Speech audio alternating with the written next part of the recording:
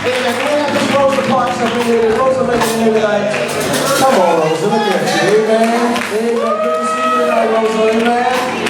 Amen. It's Maya Angelou. It's Maya in the house. Amen. You still know why Kingsburg sing? Yes, she is over here. Amen. Maya's in the house. And we got Sister Tyson. I know I saw Sister over there. There she is. Amen. Amen. At this time, what we want to do, we're going to present our keynote for the night. Amen. By day, she is the executive director of the Herbert Henderson Office of Minority Affairs. But by night, in particular, on this night, amen, she is none other than the famed resurrected, amen, Sister Coretta Scott King. And she has come tonight to just bless us for a moment. Amen. And if you didn't know, when you looked, you said, whoo. Amen. Amen. Because she did that. Amen. Amen. You need to get some pictures. She did that. Amen. Come on, stand to your feet. Let us receive at this time none other than our keynote speaker. Amen. Amen. Mrs. Coretta Scott King. Amen.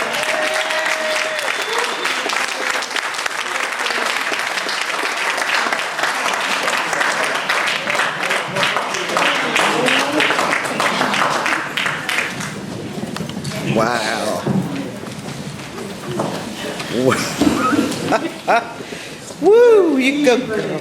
Amen. And thank you for that warm welcome. Thank you for this opportunity to be in the Father's house, Missionary Baptist Church.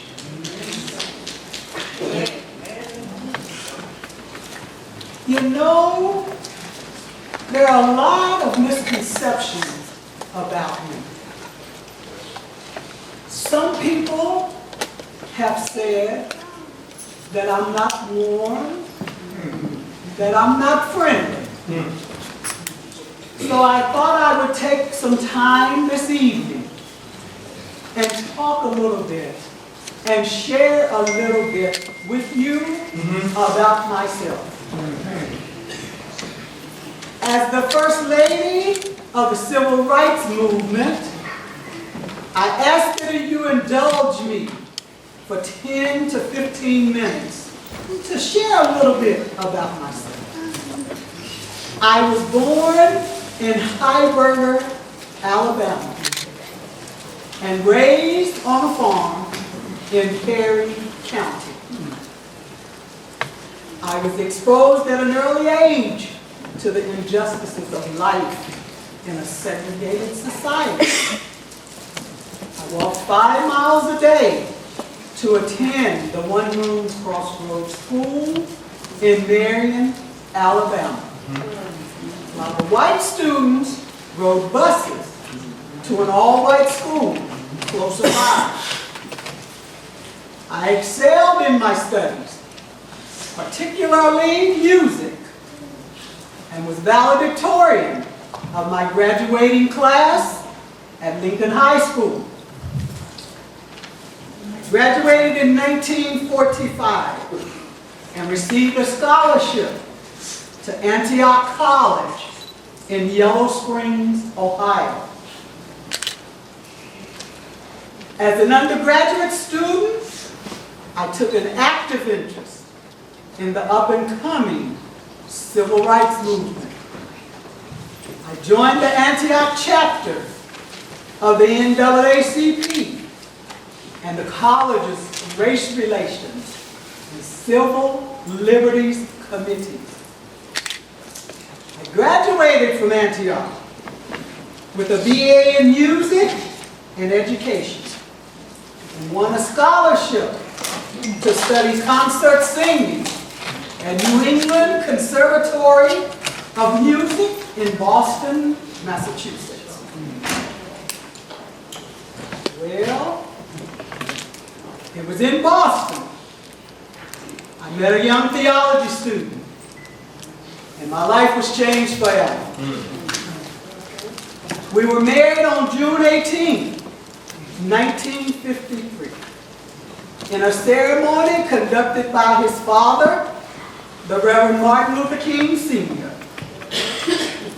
I went on and completed my degree in voice and violin at the New England Conservatory.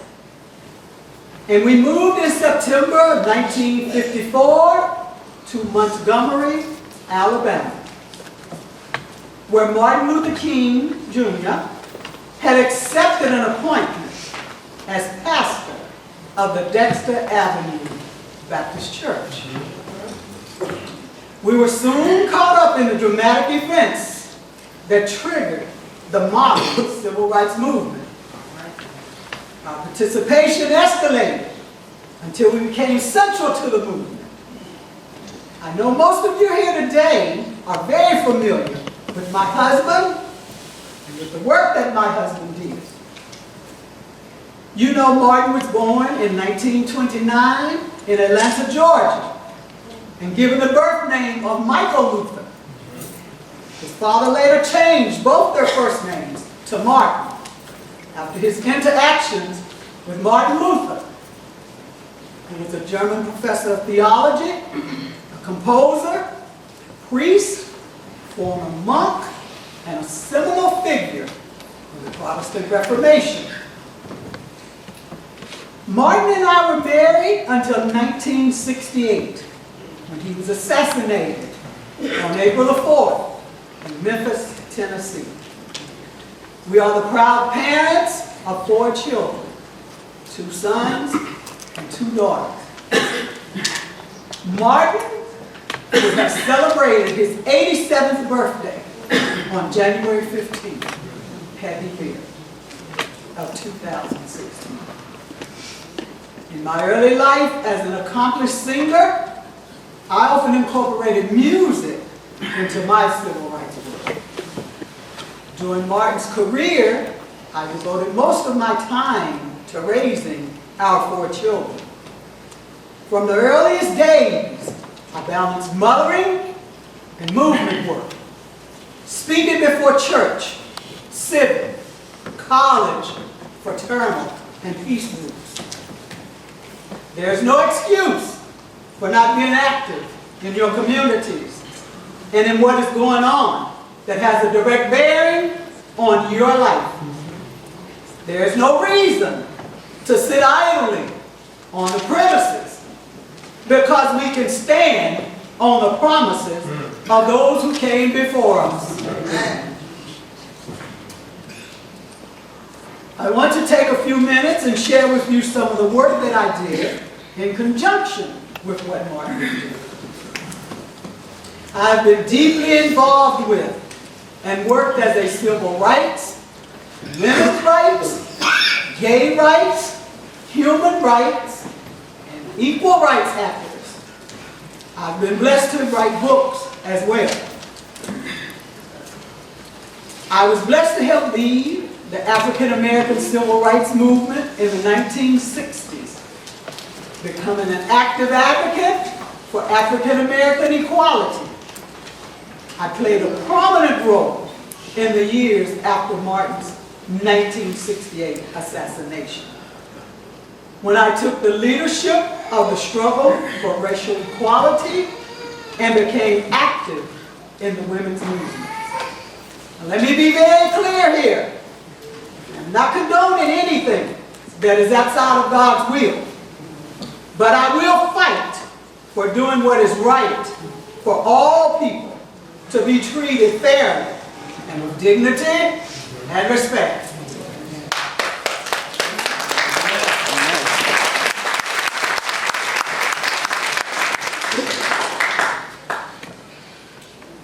I founded the King Center and sought to make Martin's birthday a national holiday. I finally succeeded when Ronald Reagan signed legislation which established Martin Luther King Jr. Day. I later broadened my scope and was able to forge some very important relationships and friendships with many politicians before and after Martin's death. Most notably, John F. Kennedy, Lyndon B. Johnson, Robert F. Kennedy. John F. Kennedy made a phone call to me during the 1960 election. And I believe that was what was behind his victory. I encourage, especially the young people, to research the Coretta Scott King Award, which is an annual award presented by the Ethnic and Multicultural Information Exchange Roundtable. It is part of the American Library Association. Named for me, this award recognizes outstanding African American authors and illustrators, and is awarded for books about the African American experience that are written for youth audience, both high school and elementary. Now, just a few weeks after my husband's death, I went to New York Central Park to speak to a rally where Martin had been scheduled to speak. And I want to share with you just a few of the things that I said on that day. Come to New York today with a strong feeling that my dearly beloved husband, who was snatched suddenly from our midst slightly more than 3 weeks ago now, would have wanted me to be present today had he been here. I'm sure he would have lifted your hearts and spirits to new levels of understanding in his customary fashion. Now I pause here and let you know that it's important to realize that in 1968, women, and even women in the civil rights movement, were decidedly second-class citizens in most settings. Even having that knowledge, I did not sit idly on the premises, even though I was standing on the promises of those who went before me. I share some more of the things that I said on that day in Central Park. I come to you in my grief only because you keep alive the work and dreams for which my husband gave his life. My husband arrived somewhere to his strength and inspiration from the love of all people who shared his dream. That I too now come hoping you might strengthen me for the lonely road ahead. There's no reason why a nation as rich as ours should be blighted by poverty, disease, and illiteracy. It is plain that we don't care about our poor people except to exploit them as cheap labor and victimize them through excessive rents and consumer prices. Now, Congress passes laws which subsidize corporation farms, oil companies, airlines, and houses for suburbia. But when they turn their attention to the poor, they suddenly become concerned about balancing the budget. They cut back on funds for Head Start, Medicare, and Medicaid, and mental health appropriations. The most tragic of these cuts is the welfare section to the Social Security Amendment, which freezes federal funds for millions of needy children who are desperately poor but who do not receive public assistance. It forces mothers to leave their children and accept work or training, leaving their children to grow up in the streets as tomorrow's social problems. Something else I said, the woman power of this nation can be the power which makes us whole, heals the rotten community, now so shattered by war and poverty and racism.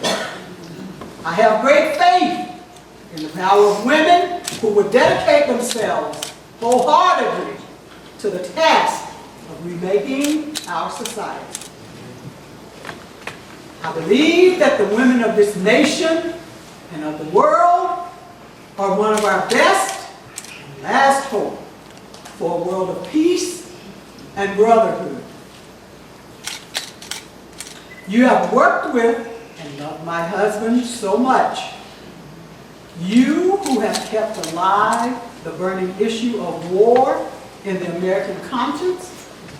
You who will not be deluded by talk of peace, but who press on in the knowledge that the work of peacemaking must continue until the last gun is silent.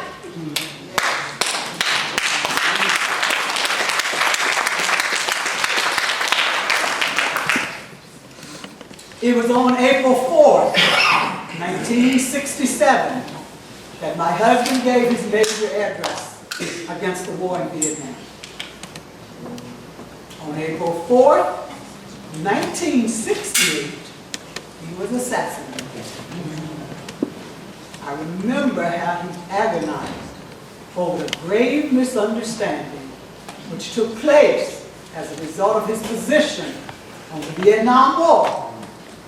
His motives were questioned, his credentials were challenged, and his loyalty to this nation maligned. Now, 1 year later, we see almost unbelievable results coming from all of our united efforts. Had we then suggested the possibility of two peace candidates as front runners for the presidency of the United States, our sanity would have been questioned as well. Yet I need not trace for you how many of our hopes have been realized in these 12 short months. Never in the history of this nation have the people been so forceful in reversing the policy of our government in regard to war. We are indeed on the threshold of a new day for the peacemakers. But just as conscientious action has reversed the tide of public opinion and government policy, we must now turn our attention and the sole force of the movement of people of goodwill to the problems of the poor here at home. My husband always saw the problem of racism and poverty here at home and militarism abroad as two sides of the same coin. In fact, it's very clear that our policy at home is to try to solve social problems through military means, just as we have done abroad. The interrelatedness of domestic and foreign affairs is no longer questioned. The bombs we drop on the people of Vietnam continue to explode at home with all of their devastating potential. And so I would invite you to join us in Washington in our effort to enable the people of this nation to enjoy a fair share of America's blessings.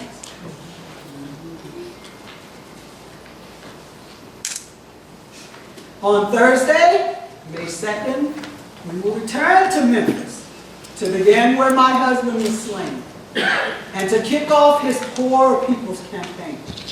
We will march toward Washington to demand that America share its abundant life with all its citizens.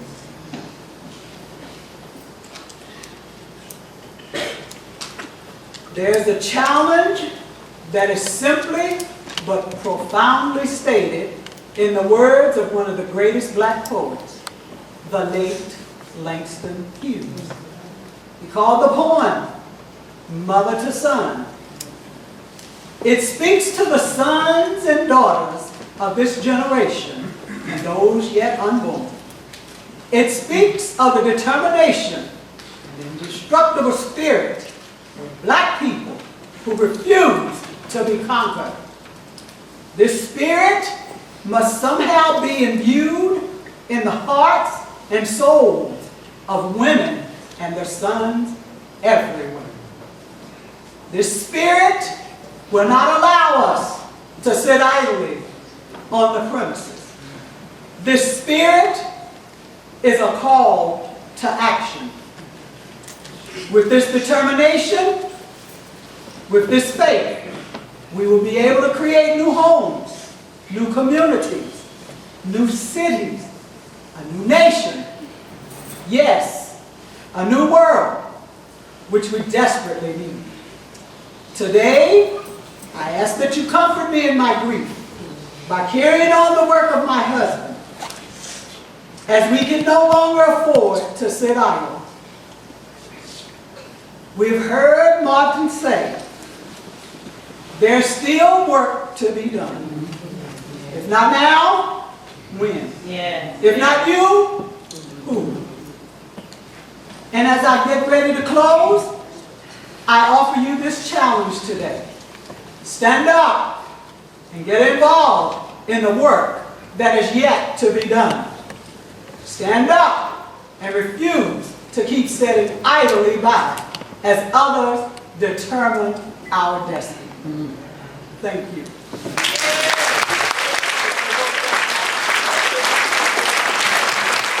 Ladies and gentlemen, praise God.